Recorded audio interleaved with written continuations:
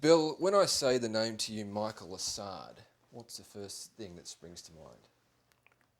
The con man of the Western world. Truly, the best of the best in the con man. Is He that could bad? he could con anyone out of anything under any circumstances. And the smartest person in the world, he could con them. He's a charmer. He shines like a diamond. He even shines that bald head when he walks into a bank. He wears $500 suits and drives Mercedes, best of cars, and he doesn't own anything. He doesn't own zero.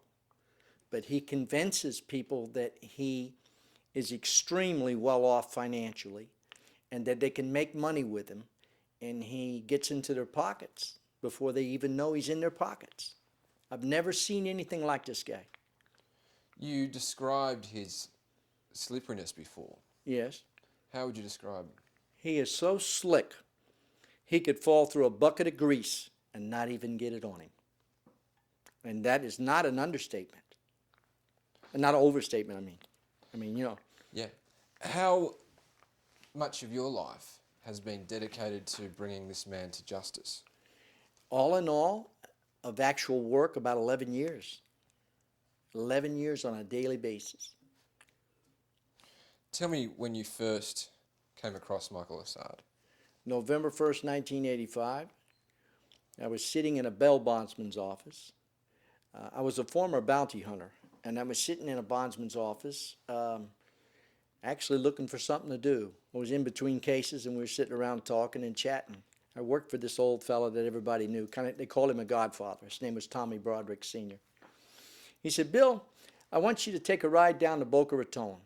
Now, this is a very fancy neighborhood, exclusive neighborhood. I don't want you to spook nobody. His lawyer is a very prominent lawyer who brings in me cases all the time. I don't want to make him mad, but I have a sneaky suspicion that this so-called businessman is up to no good, and I want to make sure he's going to go to court in the morning. But I don't want you to spook him. He's a black Mercedes. If the black Mercedes is there, don't go up to the door. If the black Mercedes is not there, then we're going to have to do something quick because I don't feel comfortable about this guy." It was around 2 o'clock in the afternoon. So I get in my car and I drive down to the address, pull up in the driveway. First I approach the house. I don't see any vehicles at all. And I'm looking around, and curiosity got me, and I walked up to the door and knocked on the door. And the lady answered it. She had an Amazon bird on her shoulder, and she had a martini in her hand and a tear in her eye. And she said, "He's gone." I said, before I could even say anything, when she opened the door, she looked at me and said, "He's gone." I said, "Ma'am, I haven't even told you why I'm here." She said, "I know why you're here." I said, "Well, may I come in and speak with you?" She said, "Sure, come in." She was very friendly. Invited me in, and we sat down and started talking. She started telling me that she was afraid that how much he had taken the jewelry, all the jewelry, and during the night, he had tried to get her wedding ring off her finger, and it woke her, and she caught it just in time. And he said, "Oh, I was just kidding." And she said, "You missed him about 4 hours ago." But she said, "There's a lot going on, and I think I would like you to meet my daughter, and I think my daughter would talk to you. I'll tell her to talk to you." She better. So she said, "Would you take a ride?" Two seconds, Bill. Do you want to get Bill slippy? So if I can just put question two. Sorry, mate. You're right. So from that point, when you first heard of Michael Assad or first met Annette, from then on, you wanted to pursue him. I wanted to pursue him because, it's not every day you get a case like this. Most of the people you chase in that kind of work are more people on a street level, criminals that are in and out of court and not very sophisticated folks. And once in a while you get a domestic case, a husband or the wife get in some kind of trouble. But you don't normally get a person that lives in a $500,000 home driving a Mercedes arrested. So I was, intrigued with the case. I'll admit to you, I was intrigued from the case from the moment I drove up on the house. I knew something was up. Something had to be up, and I wanted to really, dig into it. And also, too, in the very beginning, before the family got to know me and I got to know the family and everything, I figured if I stuck close to the wife, she was distraught, he would contact her, and then somehow I would find out where he is and maybe be able to arrest him and catch him. So in the beginning, I had nothing but my business in mind to catch him.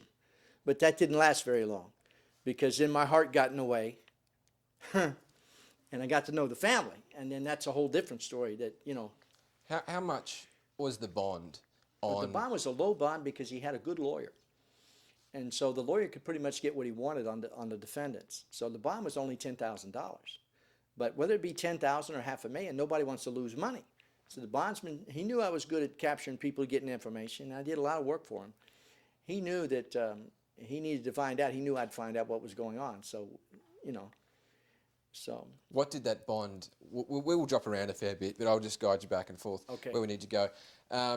Tell me what that bond started at and what it finished at. It started at $10,000. When he skipped, the warrant for his arrest set it at $550,000 because of the fraud and the amount of money that was being filtered out of the banks. And of course, the fact that he didn't show up. They knew they had a problem.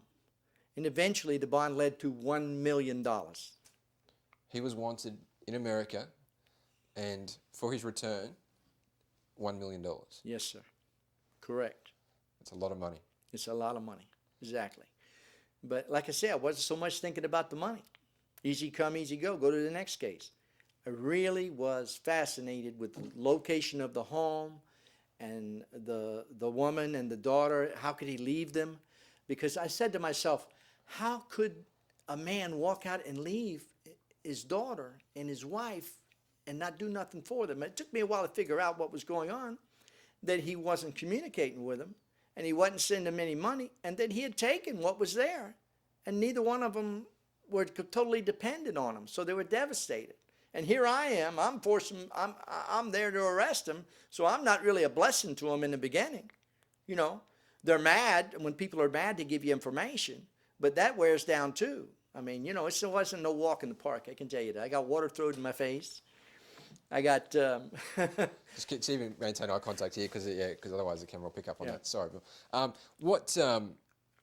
What was his history? What was his criminal history like in America? Can you detail for me what his crimes were? Well, back then, law enforcement and the courts were not as strict on white-collar crime. A person could steal a lot and just get a smack on the hand and not be facing serious jail time. But nowadays, it's much different. These executives and everything that's doing all the stealing the money, they get a lot of time in jail now, even life sentences. But back then, it was not really tough. So what I'm trying to say, he had a pattern of going in and out of jail.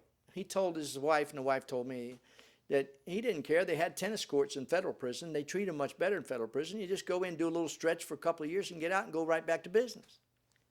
Well, and that was a pattern with him all over the country. And he was... and he would fascinate people inside jail and outside jail. What was his lifestyle like outside jail? Outside jail, put on that $500 suit, shine like a diamond, look like $1 million. And he used his culture. His culture actually helped him, because people hear of people from the Middle East, if they're not walking in the sand with a camel and they're driving a Mercedes with a $500 suit, and they're looking good, they're to be valued. They're to be smart people. Now, make no mistake about it, Michael Assad is a very smart person. But he's smart for all the wrong reasons. He's his own worst enemy. When you saw his home on the Gold Coast, how did it compare to his lifestyle in Florida? Was it similar? Yes, it was. When I saw it, it didn't surprise me a bit. I said, it's his perfect profile, his perfect way of living. You know, a leopard never changes his stripes, and this man is never going to change his stripes. I'll get you that again, spots. Spots. Yeah, so I'll get you that again. But the home made me think of the Boca Raton home, and right away I was thinking, he's finagled some way to get that home, and right away it was no surprise to me. It just brought back all the memories from the original investigation of what he did here in Boca Raton, Florida. Great. I might just get that grab again where you say that he doesn't change his spots. So, Bill, does it surprise you when you saw that comparison? No, it didn't. It fit exactly him. It fit him to the T. It's his lifestyle. It's his profile. That's him. He don't know no other way. You'll never find this guy in a regular neighborhood or in a Burger King or a McDonald's, or he's always in fancy places. He surrounds himself with the rich and the famous, and he rubs shoulders with them so he can get in their pocket and sting them. He loves to burn banks. He loves to commit fraud against insurance companies, and he just loves to manipulate because he's so good at it. He could have $1 million in the bank, but he would not be able to resist pulling into a bank and taking a banker out to lunch so he could get in his pocket even for just $10,000. I mean, the larceny is full in his blood. He's full of larceny from head to toe. His blood's got nothing but larceny in it. And he'll steal just for the game of it, for the game, like a bass fisherman to catch a bass. He's got to catch somebody that day. And then what he does, he'll think the day before, the night before, he will meditate. This is why I know him so well. I studied him like a textbook. He will think what he's going to do the next day, what he's going to wear, who he's going to con, what he's going to say to them, how he's going to dress. He will react that so well. And he's so good at it. He's done it so like an actor. I mean, the man could be an actor easily. I mean, he's got the charisma. He's got everything that attracts people. And he knows how to talk to women, and he knows how to have them eaten out of his hand, just like that. He's so smooth. And the moment you look into his deep brown eyes, I don't care whether you're male or female, whether it's business or romance, you look into those deep brown eyes, you're done. He's got your confidence, number one. He's got your attention. And the last thing you're thinking about is this nice gentleman is a crook or a bad guy because he dresses well. He's a devil in a suit and tie is what he is. Terrific. He's Satan himself. The man is evil. Evil, evil, evil. And he's ashamed of his own culture. He's from the sand. He's from Egypt. He tells everyone he's from Lebanese because the Lebanese are known to have much more class than the Egyptians. And this guy has got everybody convinced he's Lebanese. He's from the camel country, nothing but sand. He's ashamed of his own culture from where he's from. Terrific. What's up there? Very good. Bill, the FBI have chased Michael Assad. Why? Well, because most of the crimes that he's involved in, that he commits, are violations of federal statutes. They're federal laws. Anytime you deal with the banking institution, insurance companies, it's usually federal. And he's always crossing state lines, doing things across state lines. When you cross state lines, it involves the FBI. So most of his charges have been FBI and federal time. I think only one time he did state time. But and he liked to do federal time. He bragged about it. He said they treat you better. They have tennis courts. The conditions are better. And it's just different. And then he gets to rub shoulders with all the other con artists and learn things from them and interact with them. He talked about President Nixon and the Watergate, the guys that did time. He was in the same cell with those guys. He used to eat fried chicken with them on the weekends and interact with them and rub shoulders with them. He loved it. And I'm sure that they were impressed with him. Annette, his wife, and my good special friend, she told me all the time when she'd go to visit him that he would brag about being with those guys and that they thought he was somebody that he wasn't. So he was a high flyer. He was a high flyer. He met a woman that's involved in this Boca Raton house by the name of Betty Scribner. She lived in Washington State. She started visiting him, and she thought he was a lawyer in jail for not giving up confidential information about one of his clients. Here's an ordinary housewife, has no knowledge about legal stuff. He cons her, and romancer starts writing to her, knowing fully well he's got Heidi and Annette going to be waiting him when he's released. Annette, I remember Annette recalling her saying this to me, that one day he wanted her and Heidi to drive from Washington State, or fly, however, and move into a house that was on a lake, on a waterway, rather, waterfront home. Move in, and I'll explain to you later. And she said, no, I know your tricks. I'm not going to some strange house. I'm not going to do that. So that wouldn't work. So the woman he was romancing, he led her to believe he would marry her. And he told her the house needed improvements. She says, well, I have money. I can help you with the house. She started hiring contractors to build the dock, to do the improvements because she felt she was going to have a life in a nice area with this guy. She believed everything he told her. So she spent her hard-earned money, fixed the house up, got it ready to be livable, cleaned it up, did the maintenance on it and everything. And she sunk in thousands of dollars, 20, 30,000 easy. Easy. Was he a womanizer? And womanizer, oh yes. Oh yes. So when he got out, she was in for a real shock because when he got out, he told her, had one conversation with her. He said, well, we're finished. And she says, what do you mean? He said, I belong to the mafia. And I will have you eliminated if you come near me again. I am not who you think I am. You're never to speak to me or interact with me about anything again. And forget the address to the house. Forget it or you're going to wind up eliminated. You'll no longer be living. Just think that I'm letting you go. Okay, it's what he told her. Told her a big story about how he was a mafia guy. Okay, if I can just ask you a couple of questions in relation to the houses, because I'm trying to relate it back to the Gold Coast. If you can sum it up reasonably simply for me in regards to how he went about taking over homes that weren't his. How did he do it? Well, conning. This is how he does these things. Conning people, getting the people to believe in him. And people automatically trust him because of his demeanor and his smartness and how to win their confidence. Well, he's in prison with another guy. And this guy's in prison knowing that he's got a house that's unattended. And he doesn't want the government to know that he owns it because he's already been convicted of drug trafficking in a huge drug operation called the Underground Empire, where crime and government embrace. It was a huge case. He was like the lieutenant of the operation. They talk about him being in bathtubs full of $100 bills all over the country. I talked to a DEA agent that followed him into that neighborhood, but they didn't know he owned that house, or they would have took it back then. So Assad knows this. Assad says to him, I'll help you with your appeal. I'll pay your attorney fees. I'll take care of your wife. And then I'll take title to the house and buy it from you. Nobody will be none the wiser. So the guy takes a chance on him and says, okay, go ahead. What have I got to lose? Because I'm going to be in jail for a long time. I need somebody to take care of this. And he didn't want his wife to be there or for them to find out about the house. So that's how he got the man's confidence. Now, the man's name was Jimmy Bell. The deed to the house was an offshore corporation, just a shell corporation with nothing to back it up, called Belfast and Development Corporation, which was just simply a name to protect the identity of the drug dealer. So when he got out, he got the house, and he opened up a huge company, an advertising agency, and a printing company. I'll give you an example. He bought a huge color printer worth $1 million. He wrote a check for $800,000 or $1 million, somewhere in that neighborhood, $900,000, and the check bounced, and the company could never get their machine back. They weren't allowed in the building.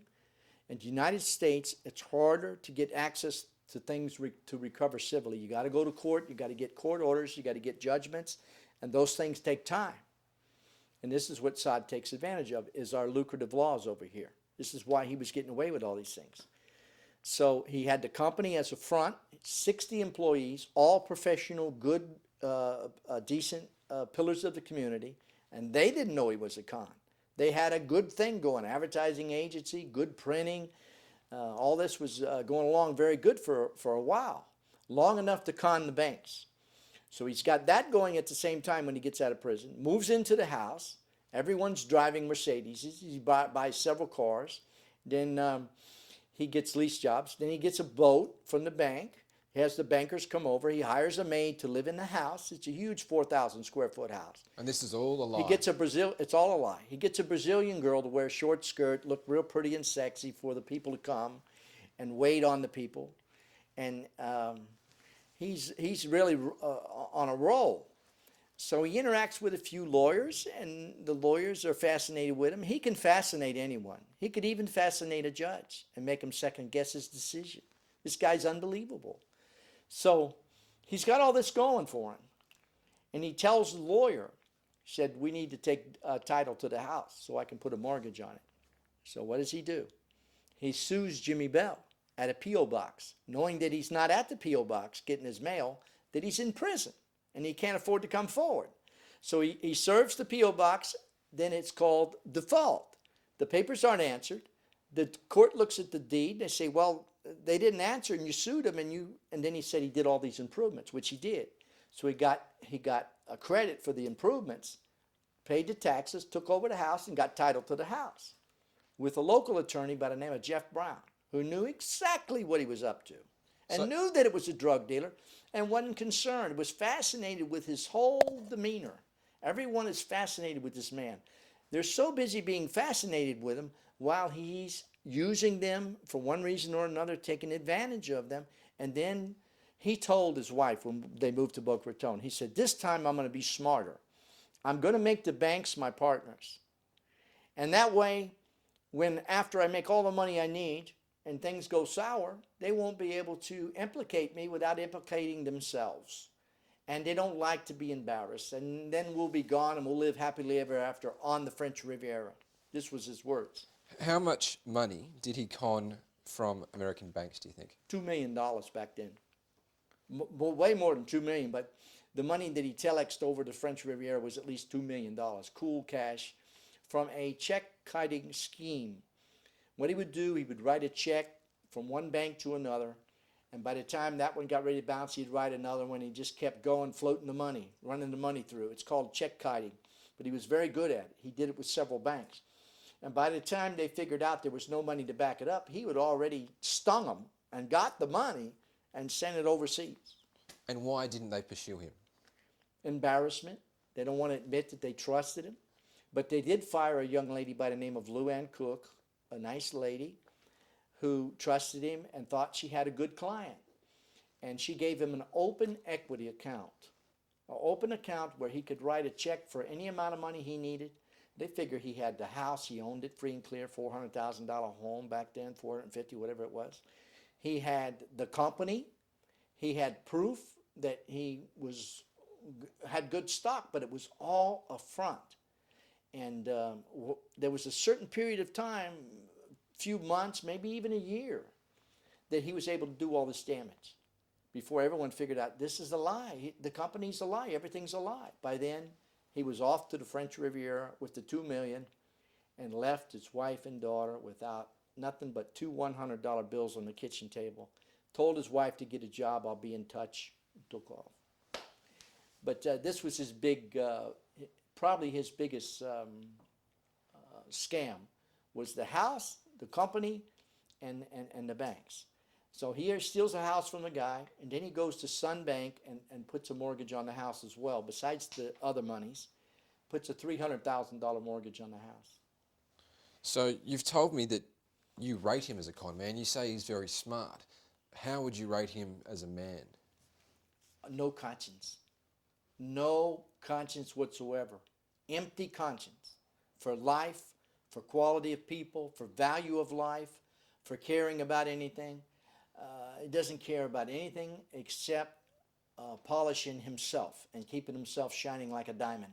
He has no conscience, no character, nothing. He has, if he cries, it's crocodile tears, as I say. Emotion, empty emotion, no emotion. Everything is a lie from deep in his heart to whatever he says to whatever he does. And I can say this credibly to the fullest extent that I know what I'm talking about.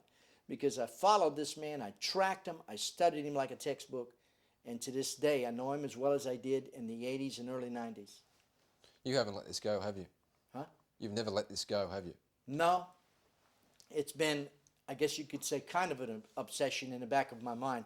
I kind of put it back in a compartment here so it wouldn't interfere with my going on with my life. But it's something I can never forget because I put so much in it. When you put that much in something, it has a tendency to stay with you. And I always knew that he was a worthwhile story. I thought many times and discussed it with Heidi and Annette that we should do a book. And I believe that a book would have been successful back then, as much as it possibly would be today. Tell me how you felt and how you came about learning that Today Tonight were pursuing the Assads. And tell me how you felt when you finally saw that. I was astonished. I was overwhelmed. As I am today talking to you, I'm overwhelmed about this.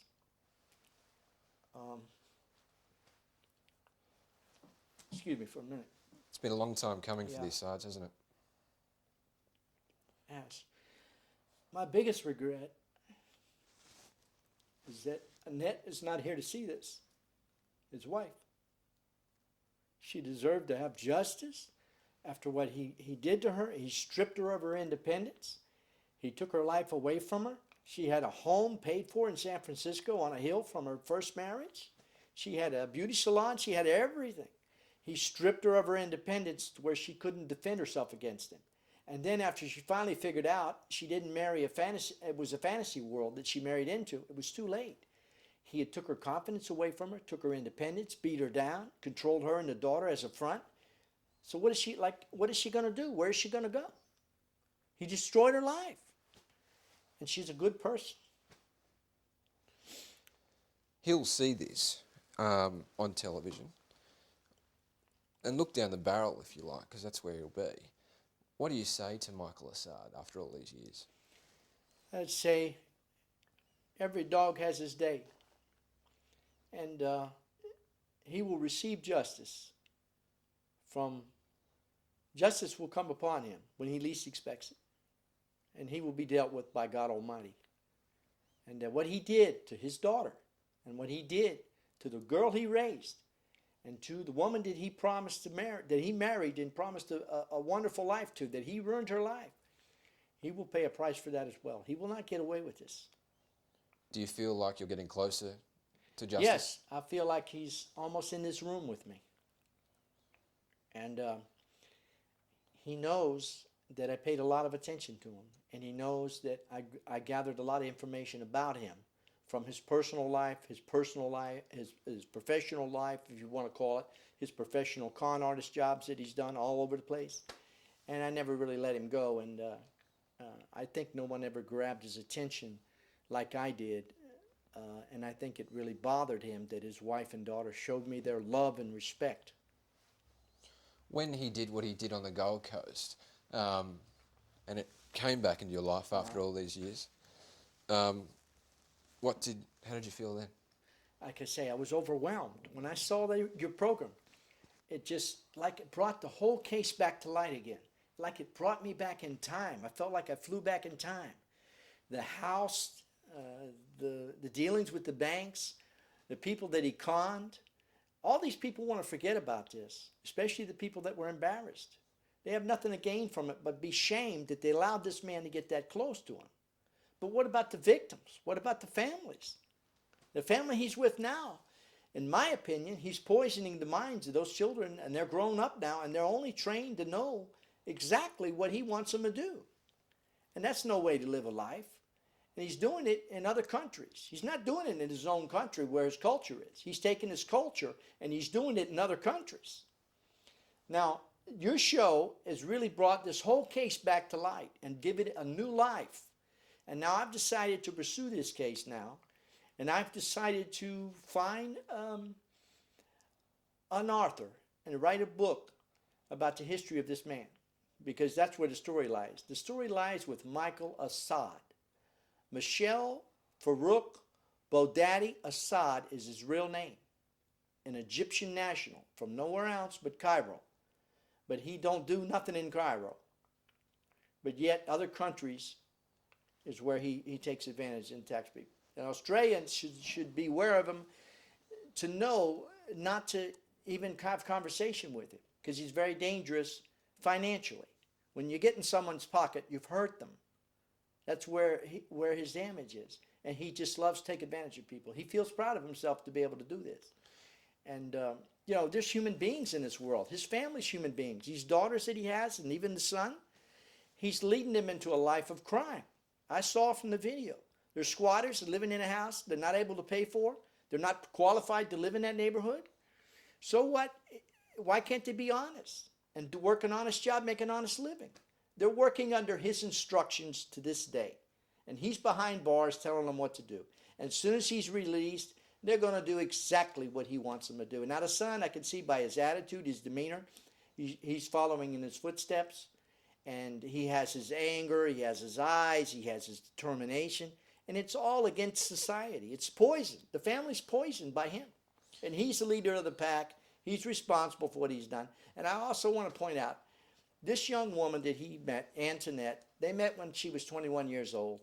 And he is unlike my client and my good friend, I call her client, but she really was my close friend, Heidi and Annette.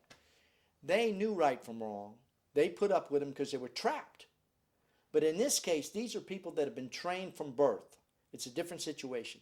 Antoinette has known since the mid-'80s that he was married to another woman when she married him in Las Vegas and committed a bigamy relationship. The babies were not born in wedlock. They were born out of wedlock. And Sorry, 2 seconds. We'll pick up this air. the culture of having a boy in the Arab culture is very important to have a boy. And I understand he kept having girls. I wasn't aware that he had sons. But he has other women he's been involved with that had babies. And there's one particular in Central Florida that was gave birth to a child that's autistic. So maybe in his genetics he's got something wrong, but I understand there's another child that's autistic. But I'm a Christian, and I believe in what the good word says, what the Bible says, and I try to live right. And I know that sin creates problems. And when you have an adulterous relationship, it doesn't wind up good. The end result is always a price that must be paid, and it's not good. So I don't see anything good coming from the marriage with Antoinette. And I'm sure that he would not want his children to know that he had a legitimate wife and daughter that was with him when he took up with their mother at a very young age. I mean, he influenced her, he dragged her into this lifestyle, and she's caught up too, but it's different. I don't consider her a victim. Sure. She's a participant in what he does. When we talk about being conned by Yes. Michael Assad, do you think the Australian authorities have been conned by Michael Assad? Absolutely. Absolutely. See, as I said earlier, he talks to the smartest people, the most clever people, the most intelligent, sophisticated people. He doesn't talk to ordinary people. He talks to people that he can take advantage of, that's got something that he can get. And he's very good at it. Just like I give you an example. You go into a courtroom, usually the lawyer that wins, even if he's wrong, is the one that has the best mouthpiece and that can talk and say the things that need to be said in a courtroom.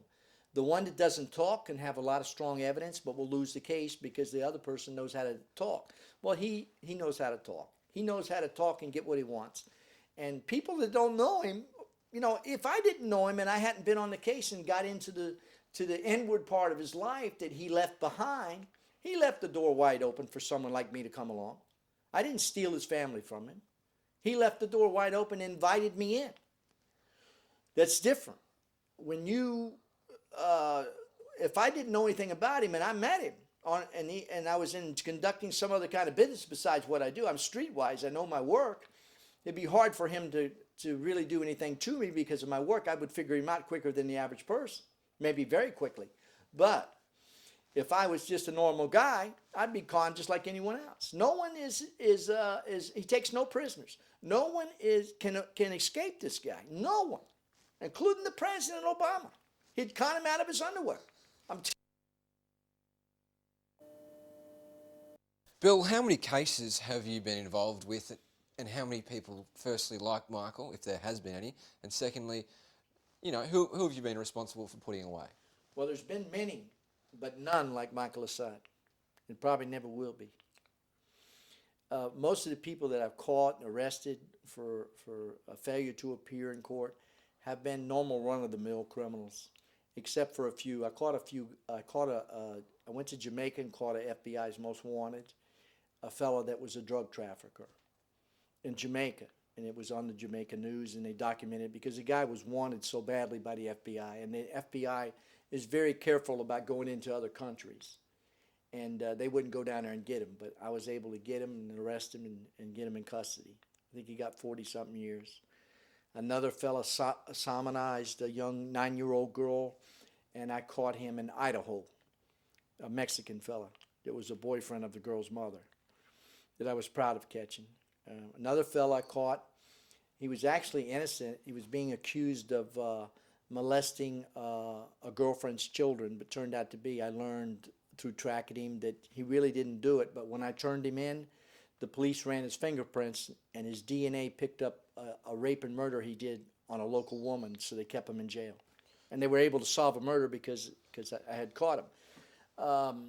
New York, I went to a drug rehab place, which was very interesting. They won't let you in drug rehabs, called the Phoenix House. They won't even tell you if they're there. And I was determined to get this guy. I worked on him for like 9 months, and I wasn't leaving New York without him. So they called the police on me even and said if I went back, they would have me arrested. And the police said, please, we can't even go in and get him. I says, well, there's a federal law that allows me to do things you can't do, and I'm not leaving without him. I tried to deliver him a pizza. I tried to all kinds of stuff to get in there. I finally posed as his doctor and told him I had some good drugs for him that would make him very high, and I needed him to sign some documents and go with me to a laboratory. And I found out who the doctor was, so I used the doctor's name. I said, now you come out the steps, because they're allowed to go and come. It's just that you can't go in there. I said, you come out the steps and meet me at a certain time, and we'll go over and run your tests, and I'll get you the drugs. Well, sure enough, he came out. When he did, I handcuffed him and stuck him in a New York taxi cab and brought him back to North Carolina. They did a story on me that because, I don't never give up. That's one thing you can say about me. My motto is I don't quit and I never give up. I never give up. And in this case here with this man, I never gave up. And as you can see, I'm here today. And I'll never give up on him until justice and honor is given to his wife, Annette, who has now passed away from cancer, and her daughter, who he used for 16, 17 years, used as a nice American family, as nothing but a front. It's a terrible thing to do that to somebody, and then walk out on them and leave them to die. He literally left them to die. He wouldn't care whether they lived or died. Do you want to eyeball him? Do you want to look him in the eye? Oh, yes. And tell him the game's up? Oh, yes. Oh, yes. That'd be the icing on the cake with strawberries. Okay, beautiful. Now, I need to get you to say that he was on the FBI's most wanted list. So how much did the FBI want this man? Oh, many different times the FBI got frustrated with him because, like I said, he's so slick he'd fall through a bucket of grease and not get it on him. There was a standoff for 6 hours in San Diego, a very exclusive area in San Diego. What happened was he was in Australia in '85. He was arrested for milking a businessman out of $75,000. And through technicalities or whatever you want to call it, he got lucky and got found not guilty. Just like O.J. Got found not guilty. He got lucky. O.J. Simpson. Just in case we weren't clear. Yeah. No worries. So the FBI sends the documentation to put a hold on him because they want him bad. They don't care how far away he is. They're going to bring him back for justice. So they send the extradition papers, they send the warrants, they send his fingerprints, they send everything to show that he's wanted, but they failed to slip the extradition papers in the documents, which would enable the Australian authorities to hold him and to be extradited back to the United States. So bam, he got lucky again, he got loose, he got free. Australia got too hot for him at that time, and he fled back into the States. But before that, he went to Italy and stole the Porsche from a businessman in Italy. Very expensive Porsche. Him and Antoinette did it together. And then they took the car and brought it through customs in San Diego, successfully brought it in the country. And they went to San Diego and was living in San Diego under the name Malcolm Fields. I remember it very clearly. He used the name Malcolm Fields. He was in an upscale condominium. The FBI did good work. They tracked him down, and he wouldn't come out. He was having a Chinese dinner. He wasn't about to not finish his dinner. He wasn't about to let him in. And they knew he wasn't violent, so they were patient. So they didn't send a SWAT team in or nothing. You're dealing with a con artist. They know that he's not dangerous, and they don't have to use their weapons. So they were very patient, as they are, and waited and waited and waited. And he finally came out 6-7 hours later and gave up. And they took him into custody, placed his bond very high. I think it was $550,000 or $1 million. Brought him back to Florida to face charges. Now keep in mind, when they did that, I had already done my homework on the house. And we were in court to serve him with divorce papers. His wife wanted a divorce. And naturally, she wanted to recoup what she could to have a life with. She fought hard for that house.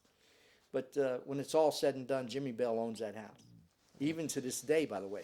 Did the Australian authorities do enough to keep their eye on Michael Assad, do you think? Or could they have done more? I don't know enough about what they were doing over there, except I only talked to a Sergeant Scott, Lloyd Scott, on the phone briefly, only one time. I didn't know what was going on over there, so it'd be unfair for me to comment about what they did or what they didn't do. But someone dropped the ball. I think what they could have done when they got the warrant and they got the picture and they seen that the papers weren't in there, a simple phone call to the FBI and a fax machine would have solved the problem. They could have held them long enough to get the papers. Instead, they just turned their head and let him go. It appears that's what they did, which is absolutely inconceivable to me, to let a man like that go just because his paperwork isn't in order. And after that, I think they're much to blame as the FBI is, or more so because they had him in custody. the Australians had him. Had him in custody. This is not a man you catch 5 minutes every day. This is just not a man you easily you catch up with. He knows all the tricks, and he stays 20 steps ahead of everybody. So Maybe finally now. now The game's he's up. been the game's over. He's been cornered. He's been backed. He's been rocked and socked. He's in jail. His family is on the run. Thanks to the guts of this news program. And I want to tell you, I think what you guys did was something that should have been done with him and his family from the very beginning. He's never had that kind of aggressiveness. And it was good what you did. It was justice. It was a good thing, and it needed to be done. It needs to be done to him. The only thing, I wish he would have been there when you did it. Terrific, Bill. And just finally, when he comes out, he's an old man. He's always been an old man. Listen, let me tell you. When he was 51, he was bald. The only thing that was appealing about him was his tremendous charisma and personality and how he dressed. He was an old man at 51. So what? He's 75 now. He's still the same Michael Assad. He's doing exactly now, except he thinks he's doing it better and better and better, trying to outfox the authorities, throwing his nose up at society. He is what I would call a sociopath, professional sociopath. The best I have ever seen. You find anybody better than him, introduce him to me.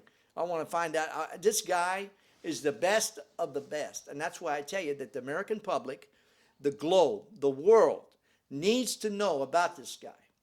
The problem is when people get stung, they get embarrassed, and they don't want to come forward. They think it's their fault. It's not their fault. It's his fault. It's the evil that he carries within him.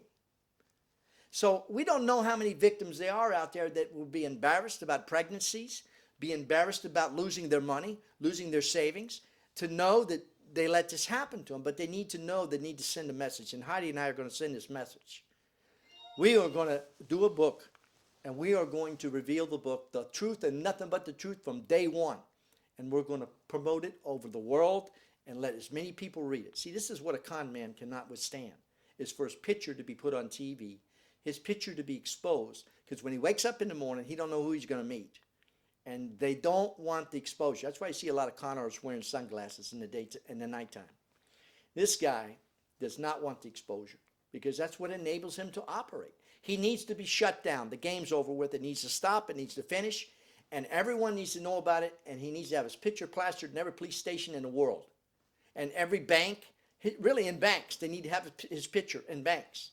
So when he walks in, they say, doesn't that look like this guy?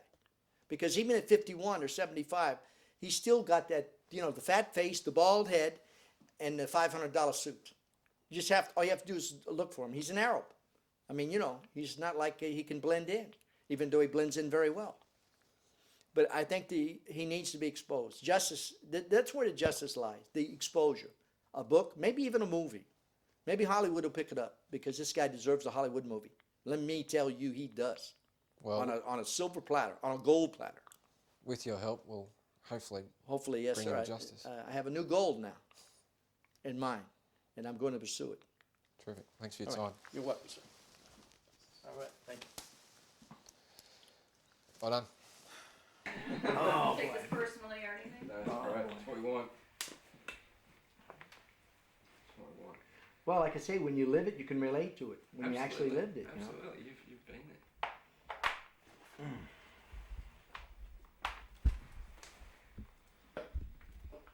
So we'll have a bit more of a chat, mate. This won't. Well, I have a tendency, because I am emotional about all this. Absolutely. So I have a tendency to get carried away and rattle off a little bit too much. So if you want to cut out certain things, You're gonna edit it. Don't worry, Bill. Yeah. Well, I mean, there's so much good stuff. I could do a 5-part series. That's the problem. That nice heartbreak. How about a documentary? Yeah, well, exactly.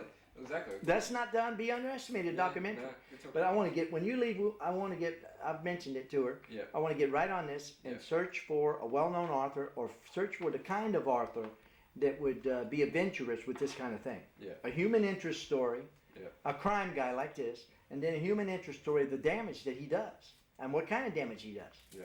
Yeah, absolutely. You know. I'll just. Better. Alright, now Bill's. Yeah. Probably better there, son. Where am I? When I say the name Michael Assad, what's the first thing that springs to mind? You've dedicated your life to chasing this man, haven't you? That wasn't a question. Yeah. How much of your life have you dedicated to chasing Michael Assad? Is the game up?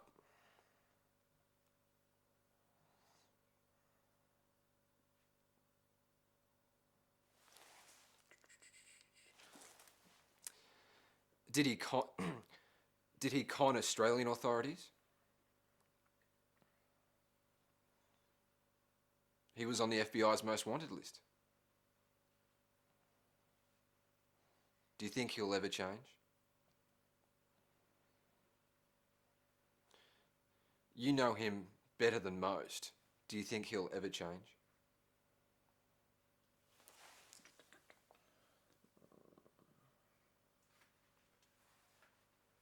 Okay. How much money did he con from American banks?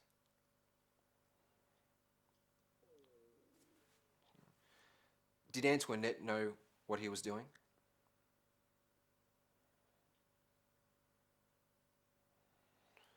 What's your warning to Australians? What's your warning to Australians who may come across Michael Assad? Just stay away. Cool? Yep. Yep. So Michael Assad had $1 million bounty on his head. That's a lot of money. So he had $1 million on his head.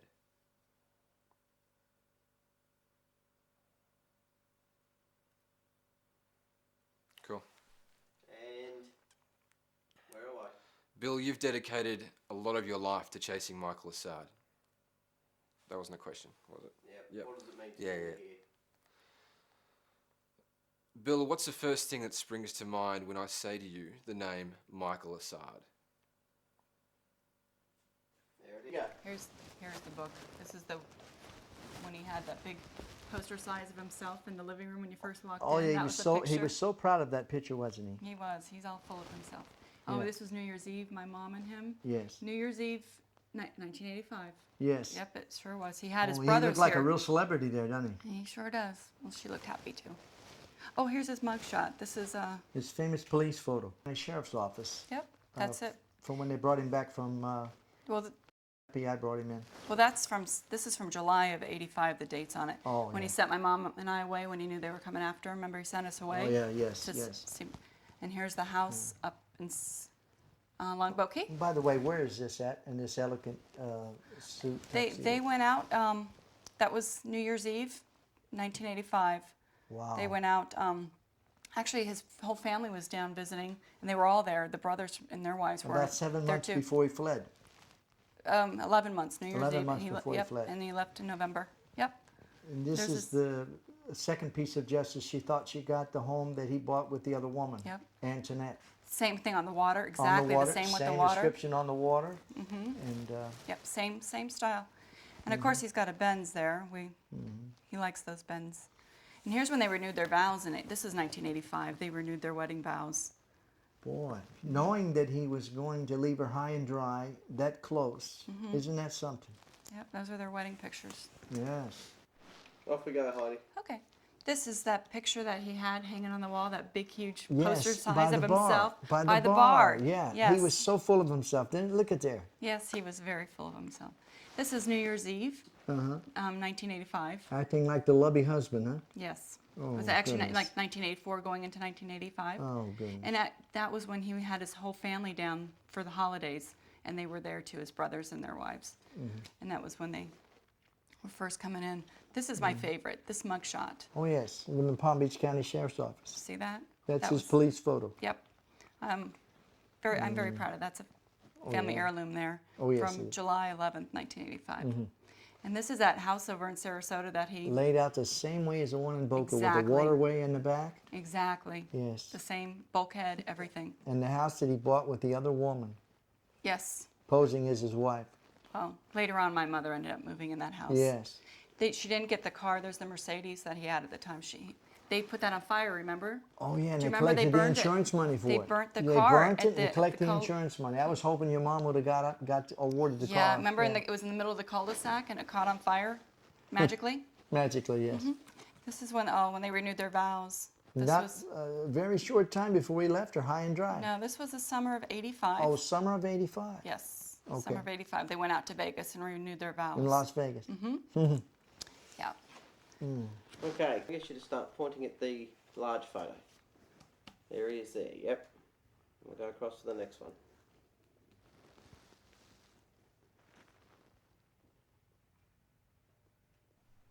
We can turn the page. Point to the mug shots.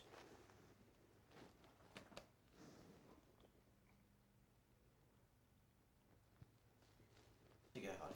This is that picture when you first walked in the house. Remember he had the big poster size You by the bar. by the bar of himself that everybody had to see when they Always first walked full in. of himself, wasn't Oh, he sure was. So I have a copy of that. This here's, Acting like the devoted husband, huh? yeah, that was New Year's Eve between 84 and 85, bringing in 85 that year. okay. So that was the year, the last holidays we would have had with him. And that was the same night. Here's my favorite picture. Palm Beach County Sheriff's Office mugshot. You got it. July 11th, 1985. Doesn't he look happy in that picture? I think so. I think he enjoys it. Distinguished. And this is that house in Sarasota. Yes, That- it's laid out the same way as the house in Boca was. Exactly. the Waterway in the bulkhead. back. And he bought this with the other woman posing as his wife. Right. But later my mother ended up moving in because she Of got course, the court awarded it to her. He had a green Mercedes then. There's that Now, there Mercedes was that... insurance fraud done with that? Yeah, How- remember it caught fire in the cul-de-sac? tried to- Someone... yeah. Here he is in New York. This is when my mom and, I almost said stepdad, renewed their vows in the summer of 1985. I got you. So they flew out to Vegas to renew their vows. And those are the only 3 pictures I have of that. Okay, point on those ones too, please. Okay.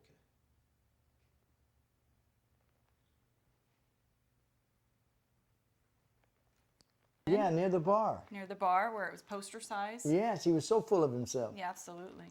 And here, this is New Year's Eve, 1984, bringing in the new year to 1985. Looking like, appearing to be the devoted husband. Yeah, Yeah. that was a nice picture. And that's the same evening Yes. in a tux. It Well, was how about his lovely police photo his mugshot? One of from my the Palm favorites. Beach County Sheriff's Office? Yes, this was also in '85. This was July 11th. He See the doesn't have a date? suit on that day. I wonder, it must have caught No. him off guard.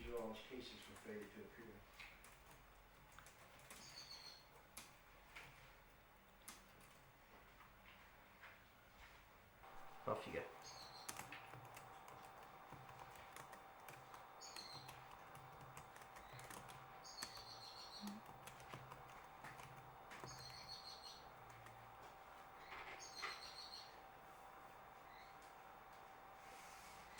You type away.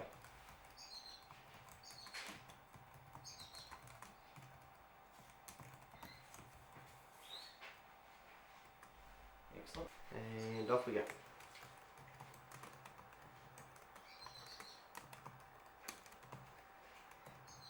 Oh, no, I'm nervous. Do I even spell it right? Alrighty, we'll do. Wait, hold on. Let me go back. Yeah, it's okay. Have another go. Okay. Off ready? you go.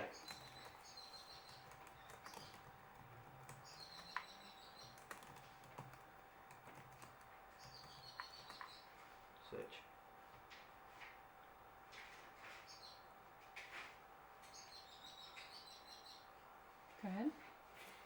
hold it there for me. Off you go. And this is some other charges, microfiche charges.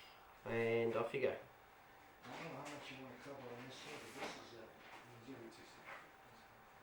Alright, and now we can open it.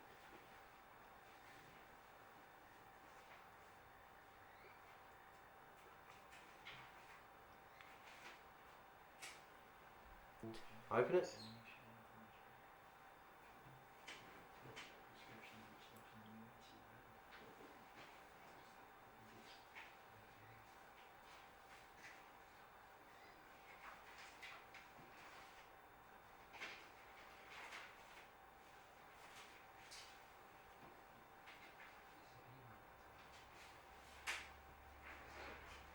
Off we go.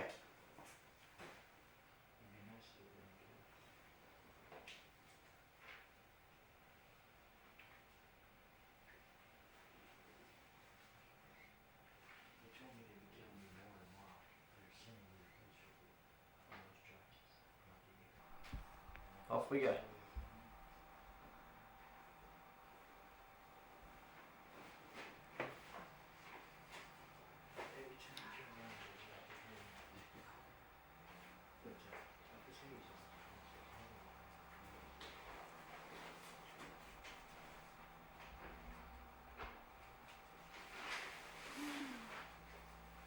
Here we go. Same thing, reaction. I think also don't think your left hand came up. Okay. When you're ready.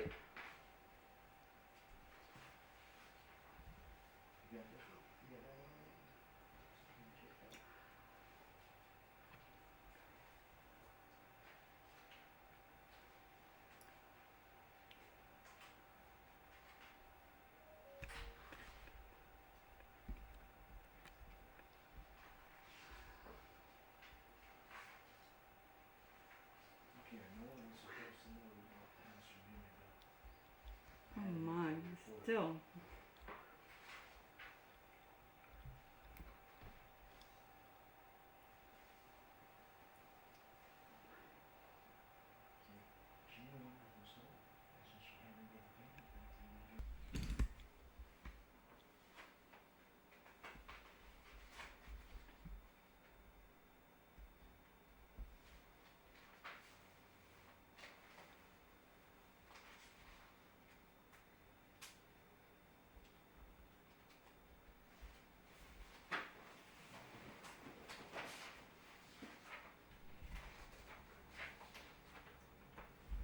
When you're ready.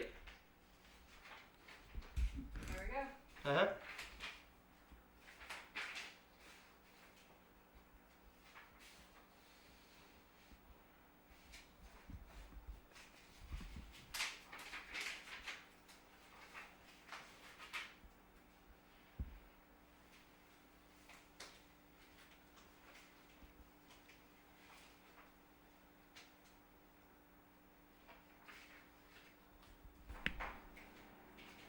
Off you go, honey.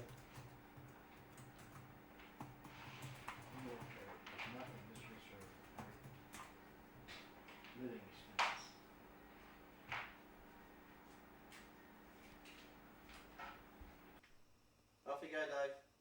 The family who prefer to hit out instead of move out. They're the so-called $1 million squatters. And as Damien Hansen reports, the more we dig, the more we discover they've done this all before.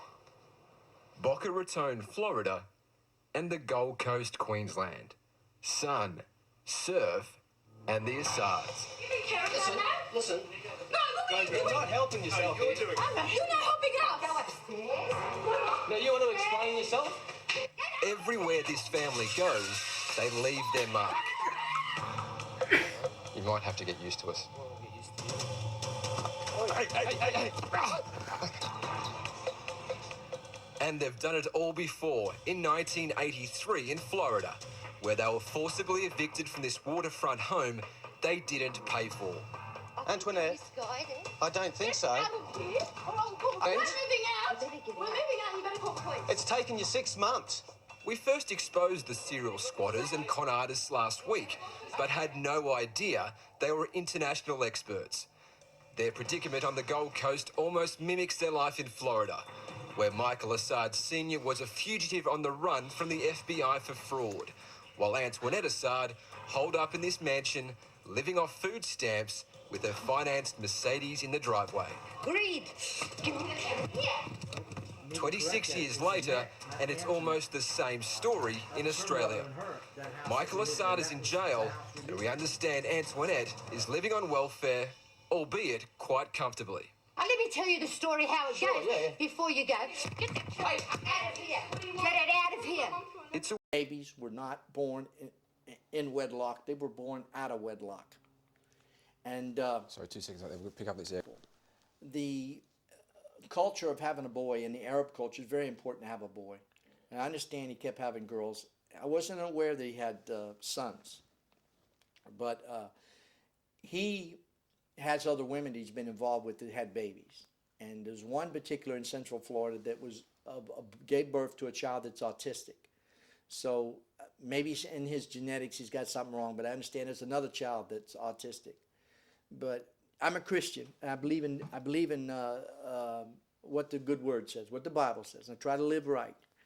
And I know that sin creates problems.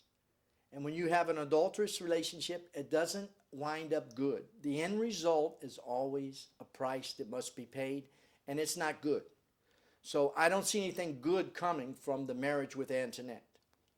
And I'm sure that he would not want his children to know that he had a legitimate wife and daughter that was with him when he took up with their mother at a very young age. I mean, he influenced her, he dragged her into this lifestyle, and she's caught up too, but it's different. I don't consider her a victim. Sure. She's a participant in what he does. When we talk about being conned by Michael Assad, do you think the Australian authorities have been conned by Michael Assad? Absolutely. Absolutely. See, as I said earlier, he talks to the smartest people, the most clever people, the most intelligent, sophisticated people. He doesn't talk to ordinary people. He talks to people that he can take advantage of, that's got something that he can get. And he's very good at it. Just like I give you an example. You go into a courtroom, usually the lawyer that wins, even if he's wrong, is the one that has the best mouthpiece and that can talk and say the things that need to be said in a courtroom. The one that doesn't talk can have a lot of strong evidence, but will lose the case because the other person knows how to talk. Well, he knows how to talk. He knows how to talk and get what he wants. And people that don't know him, you know, if I didn't know him and I hadn't been on the case and got into the inward part of his life that he left behind, he left the door wide open for someone like me to come along. I didn't steal his family from him. He left the door wide open and invited me in. That's different. When you if I didn't know anything about him and I met him and I was conducting some other kind of business besides what I do, I'm streetwise, I know my work, it'd be hard for him to really do anything to me because of my work. I would figure him out quicker than the average person, maybe very quickly. But if I was just a normal guy, I'd be conned just like anyone else. No one he takes no prisoners. No one can escape this guy. No one, including the President Obama. He'd con him out of his underwear. Okay, and off we go. Heidi, how hard was it for you when Michael just left? It was very hard for me. I had to quit school, my senior year of high school, and get 3 jobs just to make ends meet for me and my mother. So you became the breadwinner for the family? I did. It was very, very hard for me to do. Now, when you're talking to us now, Yes. what's the reason you're talking to us? Just to let other people be aware that there is another family out there. It's not just the Assads in Australia. There was the Assads here in Boca Raton as well. And he's affected a lot of people. Not just families, my family, their family, but other people that aren't family across Australia and here in the States. Where should Michael Assad be? Good talk down. 1, 2, 3, 4, 5, 6. Still a walk around the circle.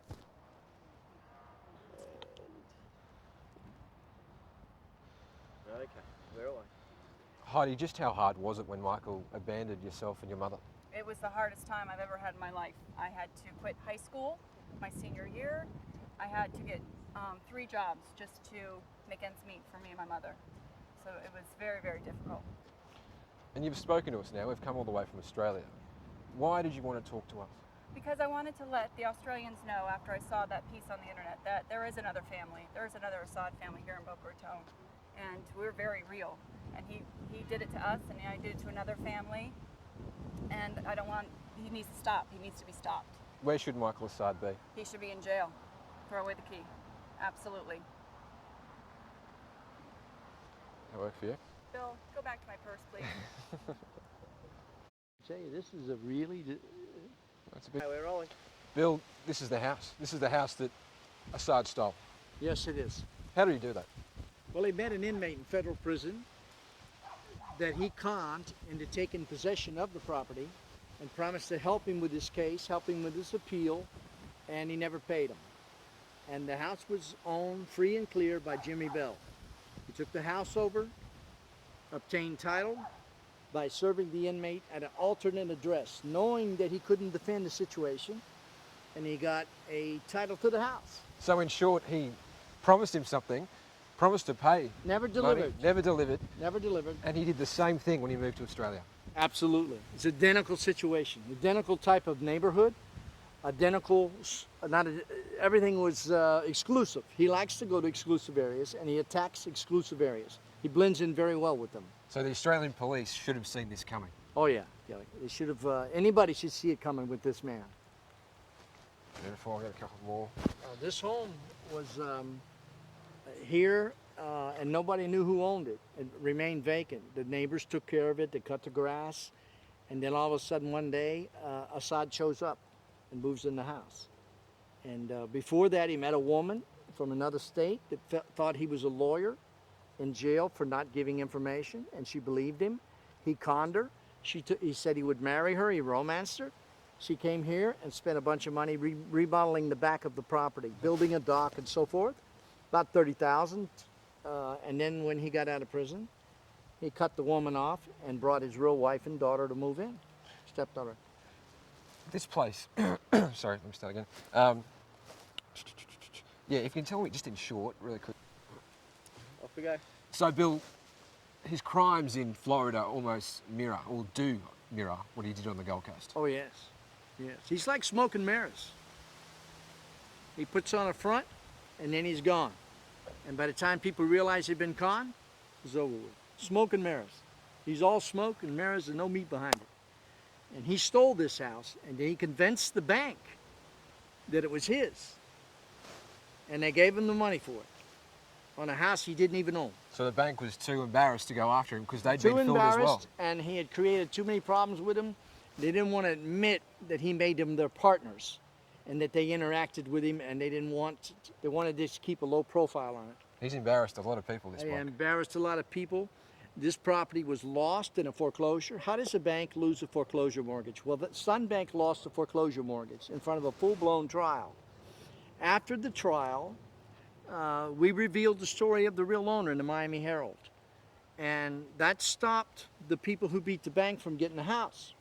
So after that, he took advantage of the situation, cut a deal on his criminal case with the court, and still gave the bank the house, swearing that he owned it when in fact he didn't. And all the time Jimmy Bell's sitting in prison, can't do nothing. His hands are tied and he can't do anything. But when you break the chain of title, it goes back to the original owner, the actual true owner. So no matter how many people have bought this property or how many times it's changed hands, it's still Jimmy Bell's house. It was never Assad's in the first place. Never was his. The title was broken right then and there when he stole it. Beautiful. Thanks, mate. That's great.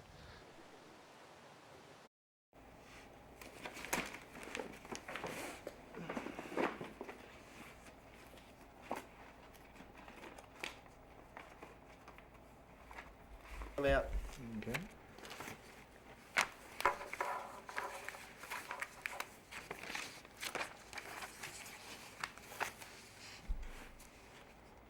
Yep. Just keep pulling them out, Bill. Okay. One after the other. One after the other. All right.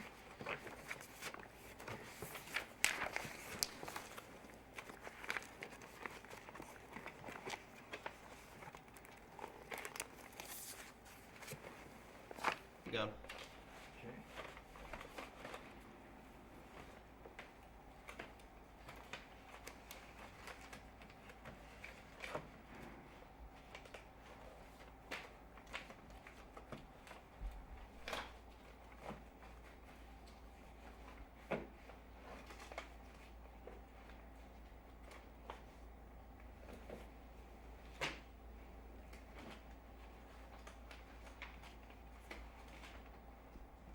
Ready.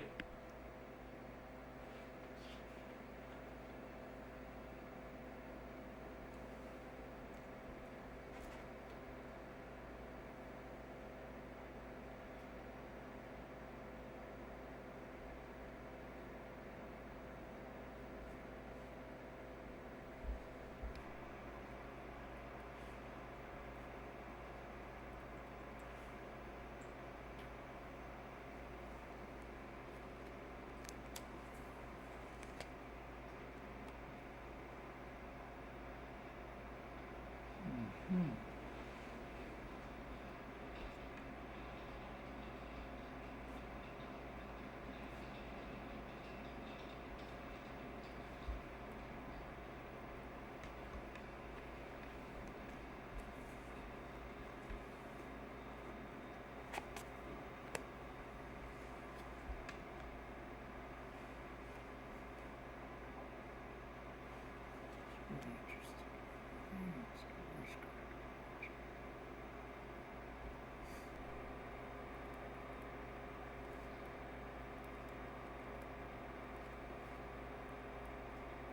Keep making notes, keep writing.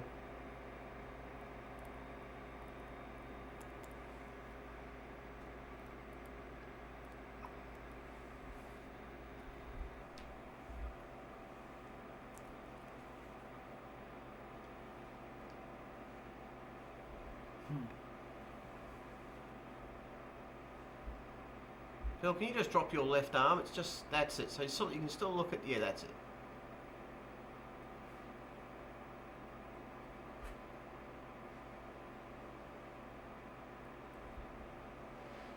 That's what I'm after.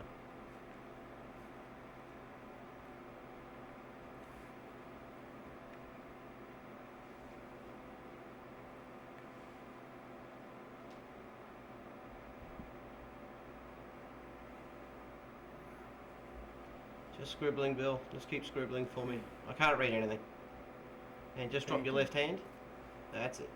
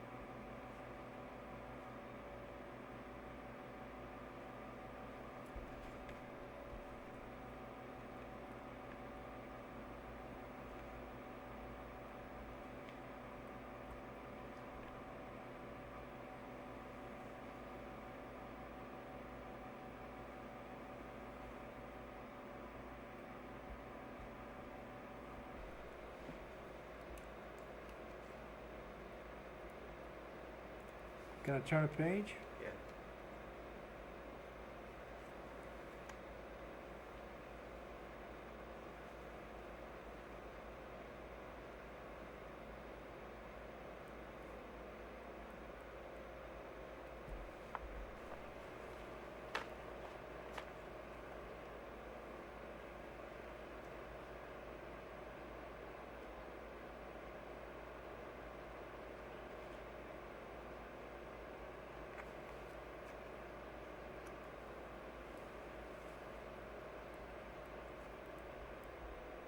Thanks. Okay, off you go, Bill.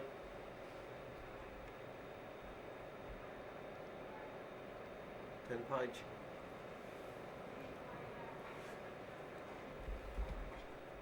Off we go.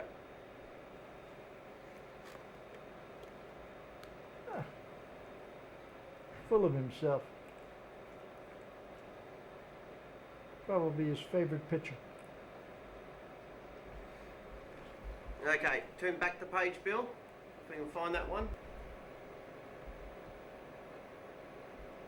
And turn it.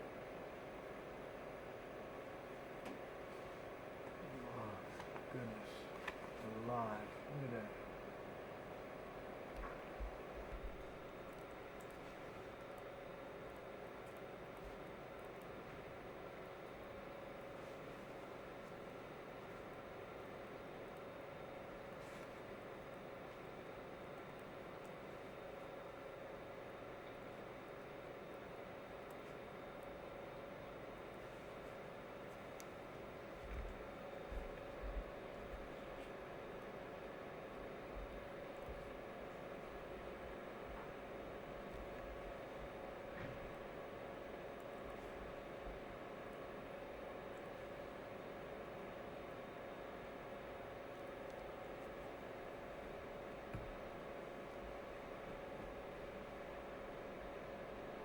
Yep, just some more notes, please.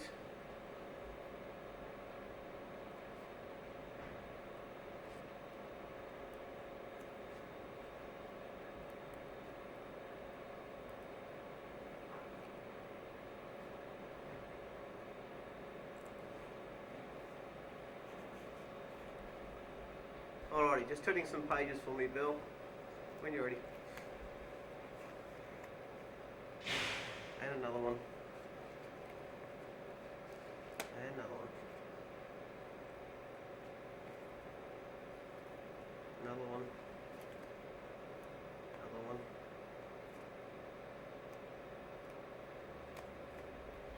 Excellent.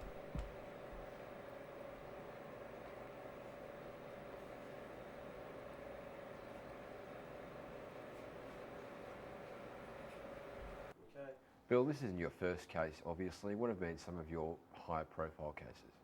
Well, my biggest case, besides and separate and apart from this case, was a gentleman that was a martial arts, a 6th-degree black belt. He wore his heart on his shoulder, I guess you could say. And a lot of folks in the community knew him. And he befriended a lot of people from all walks of life, and that was probably one of his biggest mistakes. But the authorities grabbed the wrong guy, picked him up, and charged him with a murder in the 1st degree of the shotgun slaying of an oil executive from New York, from Palm Beach. And I knew before he was arrested, when he was arrested, I knew he didn't do this. I knew in my heart that he couldn't have done this. It wasn't his profile, he wasn't capable of doing this. But he had made some people mad in the system, in the legal system. And they wanted to solve the case, and they had no leads. They were frustrated, and they began to build a case against him on false testimony. So, short through the brief, cut through the chase, he was convicted of 1st-degree murder with no evidence, on circumstantial evidence strictly. No gun, no evidence, no eyeball witness, no forensics, nothing. Zip. He was convicted on jailhouse testimony by convicted murderer, a mafia hitman 3 times, escaped electric chair, and criminals, felons, multiple felonies, criminals, seeking to be released from their own crimes and to be paid. And they were. And they framed him in front of a jury that didn't know any better. A prosecutor who was very smart, who knew he didn't have the right guy, but he needed that case to make his name. He ran for the state senate after the conviction. And how did you prove otherwise? Well, it was a number of people that helped them, that were involved in helping them over the years. But I set out from the very beginning, when everyone else had scattered, to help them. And through long, hard, tenacious work, pounding the streets, getting answers to this, that, and another, and came up with a lot of information and contacted the newspapers. The newspapers began to take an interest in it and agreed to give him a polygraph test. And he took it and flew it with flying colors by an FBI agent, an expert polygrapher. Said no way he could have had nothing to do with the crime, which began a climb for justice. And his mother came from Arizona and worked with me. And we worked with the Miami Herald, which led to an ABC 2020 story done by Rivera. Gerardo Rivera did the story on it. The witnesses got on TV many years later, admitted they lied. He's still in prison. He lost 25 appeals in state and federal courts, and he's still in prison. He would have gotten an electric chair. In fact, the prosecutor shouted that he wanted to give him the electric chair, but the judge could not, in good conscience, in his sentencing, give him the electric chair due to the value of the state's witnesses. In other words, he was saying there was a possibility these people were lying, which I knew that they were. And one guy was a Palm Beach playboy from Palm Beach, a yacht swindler, heir to Tedley tea fortune, that was convicted of cough syrup. But anyway, they made a big deal about it. It was politics and publicity.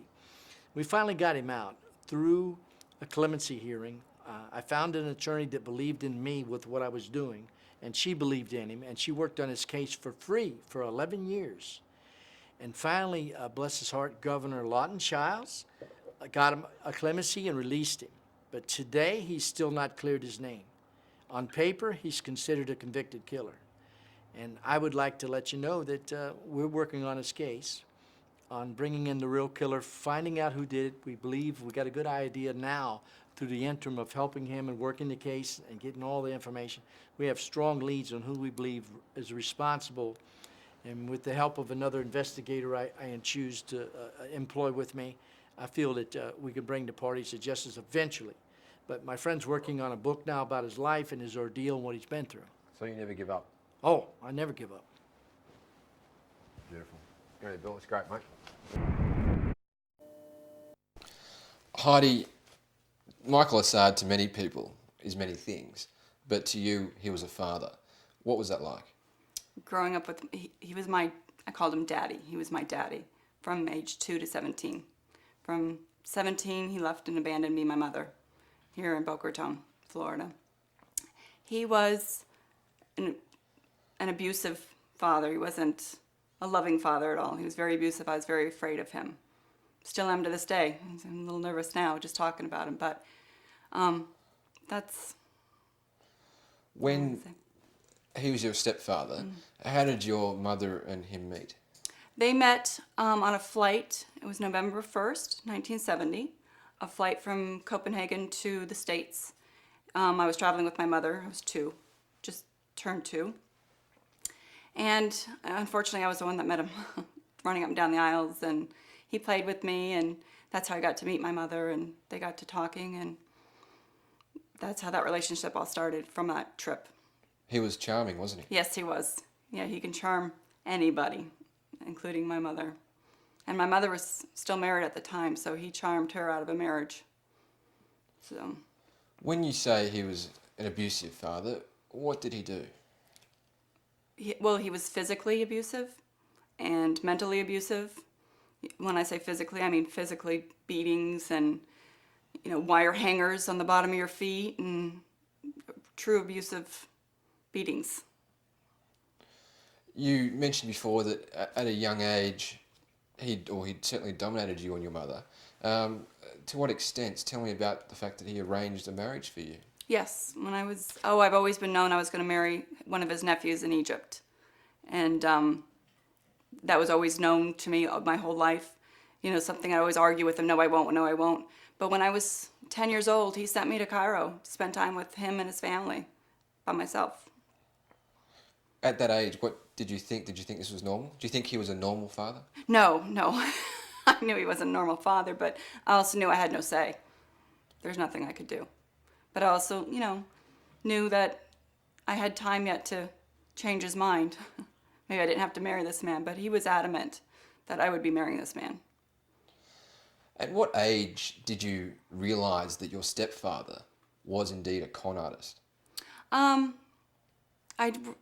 would say when we lived here in Boca, I was... Just do that one again. I'll put this in the ground. You still getting me, Charge? Yeah. Okay. I'll start that question again, Heidi, sorry. At what age did you realize that your father was a con artist?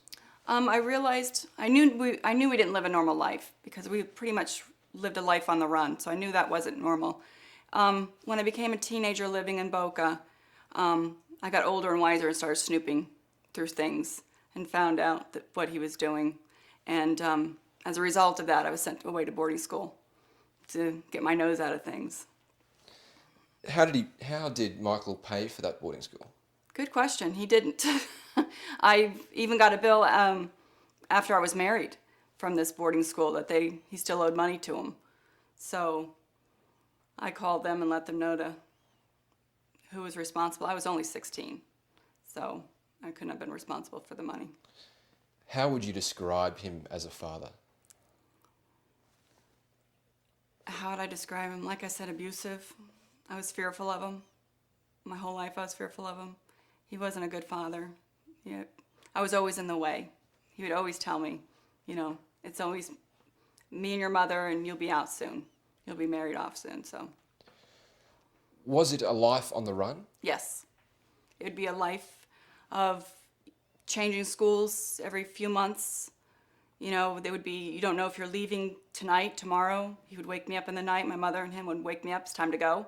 You grabbed what you could and you were off because the police were on their way. He knew they were on his trail. What did he do for a living? What did you see as your father's occupation?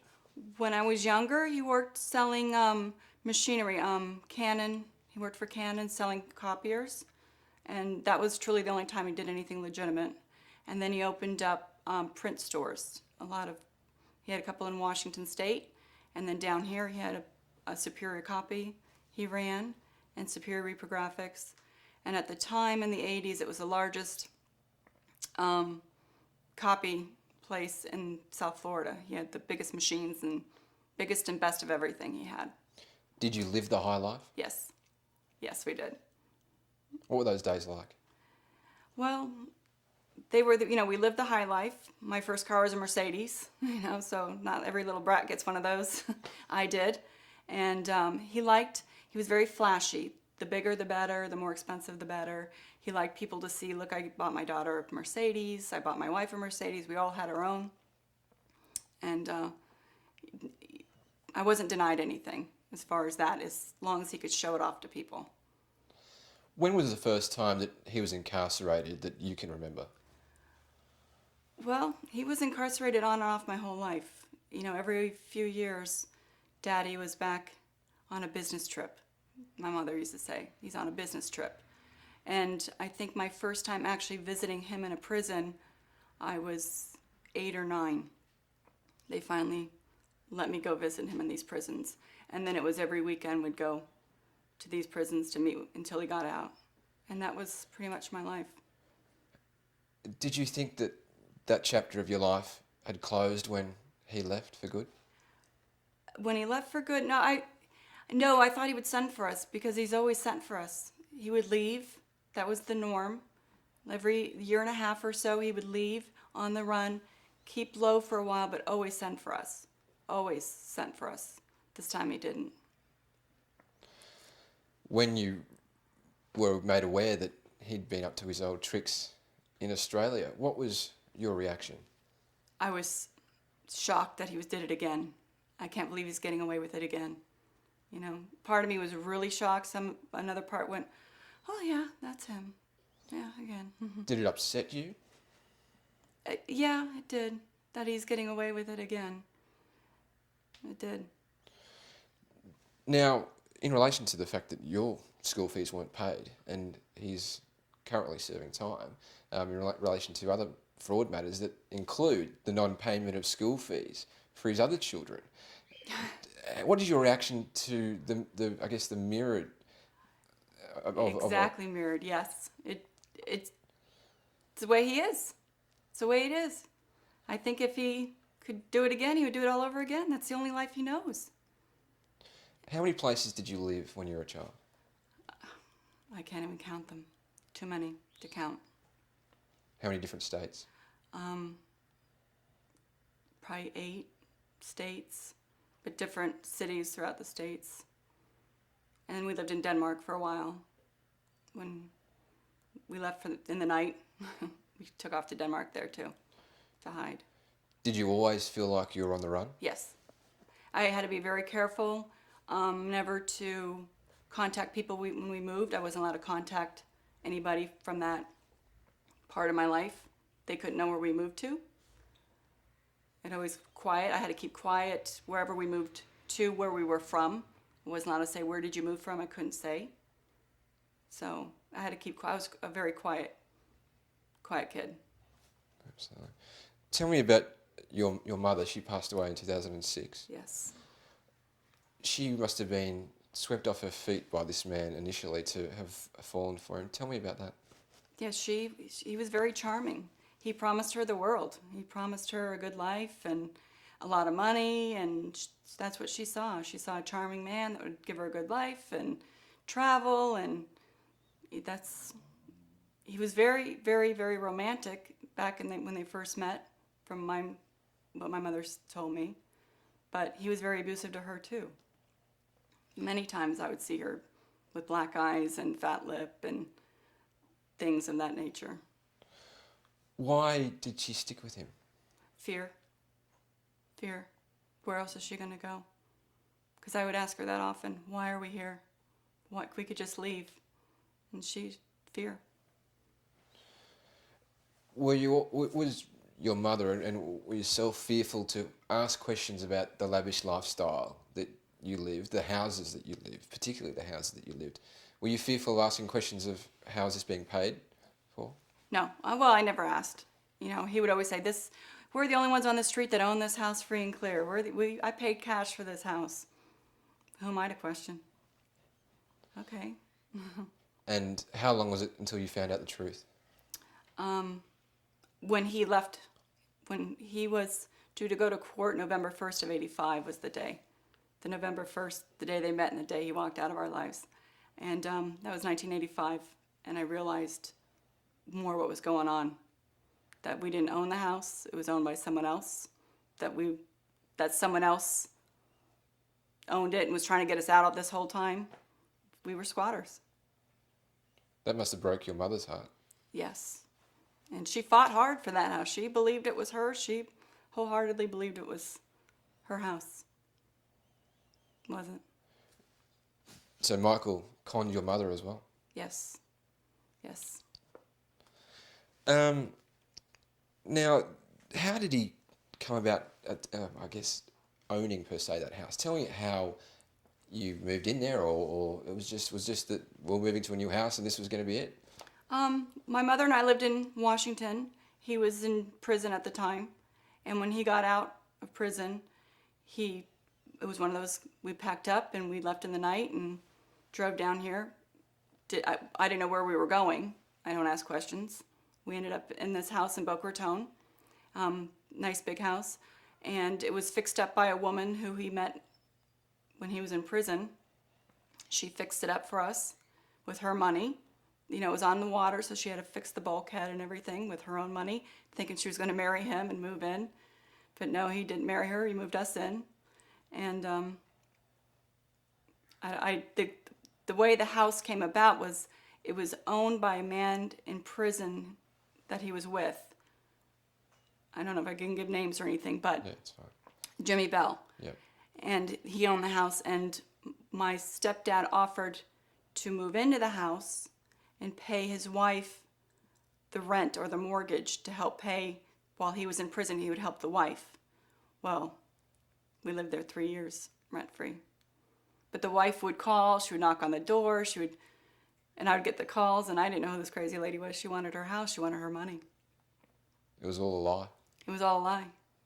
Yeah. And then he did it again. He did it again. Where was that second house? He did it in Sarasota. That was in Sarasota. And I was not with him at that time. I happened to find the address where he lived, and an investigator, Bill Hagler, and I took a trip over there, and we found the house and questioned neighbors that, yeah, it was Mike Assad living there with, at the time, I believe he had 2 little girls, and found out that he was there, and my mother ended up with that house because she was still married to him with all the contents in it. Tell me about, I guess, the stage where Antoinette became part of his life. He was still married to your mother, is that right? Yes, he was still married to my mother. I believe he met Antoinette when he fled to Australia the first time in '85.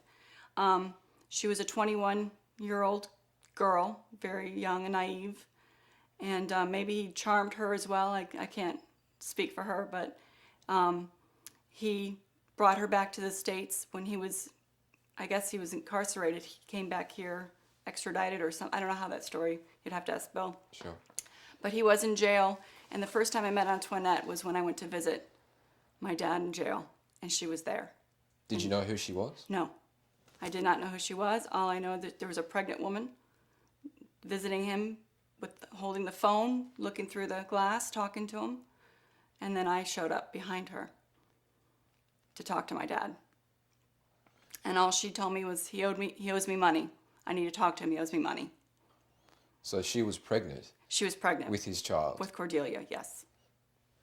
So he'd started the cycle all over again? Yeah, so she was already pregnant. He was still married to my mother for a couple years into that relationship with Antoinette. And Antoinette knew that because I told her. So he was a polygamist? Yes. Yes. Are you surprised that Australian authorities allowed your stepfather back into the country? Yes, I am. Yes, because he was arrested. They had him. They had him once and let him go. And now he's doing it again. What's your warning? Because you've lived the life with Michael. You've seen how he operates. You've seen the cons. You've seen the lies. What is your advice to anyone who comes across Michael Assad? Just beware. Watch out. Beware, because he's not your friend. He's just after one thing, whatever he can get from you. Do you think he'll ever change? No. If he hasn't yet, no. Terrific. Let's have a break for 5 seconds. That was great.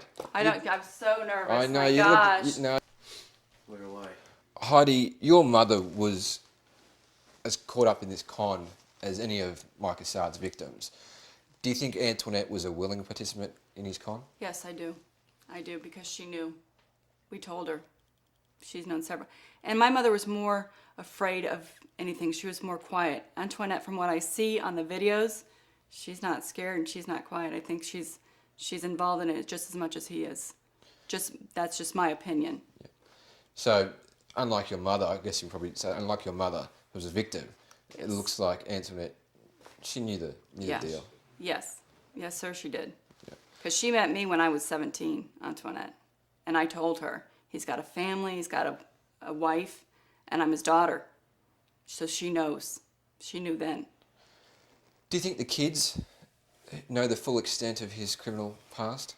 I don't believe they know the full extent unless they've, now there's the internet, there's that great thing called the internet. If they have looked, maybe the older children have. The little children, I'm sure they know something's not right, but you don't question Mike Assad. You just go with it. Terrific. What was that last point? Okay, all right. I want what we do is do a recap where we get some promo grabs. What they are, we used Michael Assad. I would describe him as someone to look out for, to keep away from. He's a very abusive man, a man who gets what he wants doesn't matter at what expense. What's your warning to Australians who come across Mike Assad? Beware. Beware. Run the other way. Don't do any business with him. Don't do anything with him. Don't get involved with him. Just honestly, beware. Would you say he's an international con man? Absolutely. Absolutely would. I'll get you to say that if you can. Who is Mike Assad? Mike Assad, as my father for 15 years? Is that what, I'm sorry. No, is that what you meant? international con man. We'll say, look, he's an international. Oh, you want me to say he's a international con man? Okay. He conned me. Okay. He conned my mother. I'm sorry. Yeah. Okay. So, how would you describe Michael Assad? As an international con man. He conned my mother. He's conned many people. He's conned me. He's conned the family he's with now. He's conned Australia, as well as the U.S. Do you think his kids have got much hope if they've got a father figure like him? I do.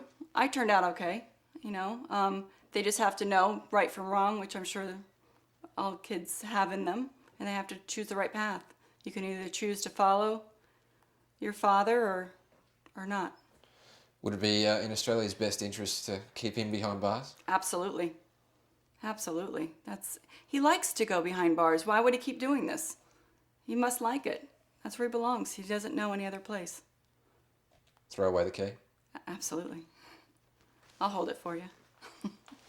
That's great. Good on you, mate. Wonderful. You did very well. With you, that's a couple more grabs. I'll get you to say, he basically abducted me. He was with my mother when he abducted him. It was the two of them. He didn't do it alone, but he was with my mother. It was certainly a party to that, though, wasn't it? Pardon me? It was certainly a party to Oh, that. absolutely. I think he gave her the guts to do it. Yeah. Okay, cool.